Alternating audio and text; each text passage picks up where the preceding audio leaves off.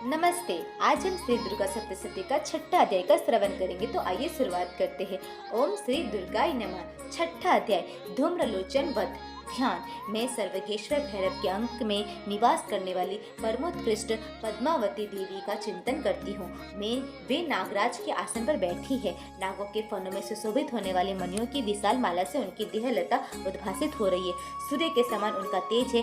3 नेत्र उनकी शोभा बढ़ा रहे। वे हाथों में माला, कुंभ, कपाल और कमल लिए हुए हैं तथा उनके मस्तक में अर्धचंद्र का मुकुट सुशोभित है। ऋषि कहते हैं, देवी का यह कथा सुनकर दूत को बड़ा अमर्ष हुआ और उसने दैत्यराज के पास जाकर सब समाचार विस्तार पूर्वक कह सुनाया।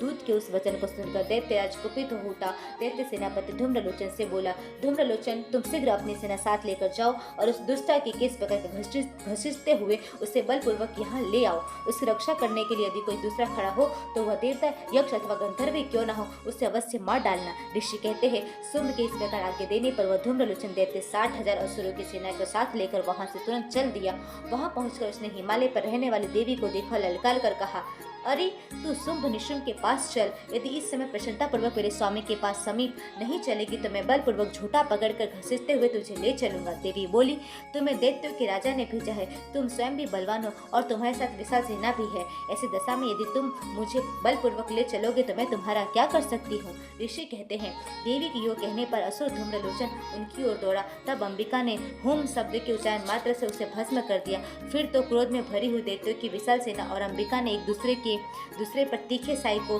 शक्तियों तथा फरसों की वर्षा आरंभ की। इतने में ही देवी का वाहन सिंह क्रोध में भरकर भयंकर गर्जना करने गर्दन को बालों को हिलाता हुआ असुरों की सेना में कूद पड़ा। उसने कुछ दैत्यों को पंजों की मार से, कितने को अपने जबरों से, कितने ही महादैत्यों को पटक कर ओठ की दाढ़ों से घायल करके मार डाला। उस सिंह ने अपने नखों से कितने को पेट फाड़ डाले और थप्पड़ मार के कितने को सिर धड़ से अलग कर दिया। कितनों की भुजाएं और मस्तक काट डाले तथा अपनी गर्दन के बाल हिलाते हुए उसने दूसरे दैत्यों के पेट फाड़कर उनका रक्त चूस लिया। अत्यंत क्रोध में भरे हुए देवी के वाहन उस महाबली सिंह ने क्षण भर में असुरों की सारी सेना का संहार कर डाला। शुंभ ने जब सुना कि देवी ने धूम्रलोचन असुर को मार डाला है तथा उसके सिंह ने सारी सेना का सफाया कर डाला, तब उस दैत्यराज को बड़ा क्रोध हुआ। उसका ओठ कांपने लगा।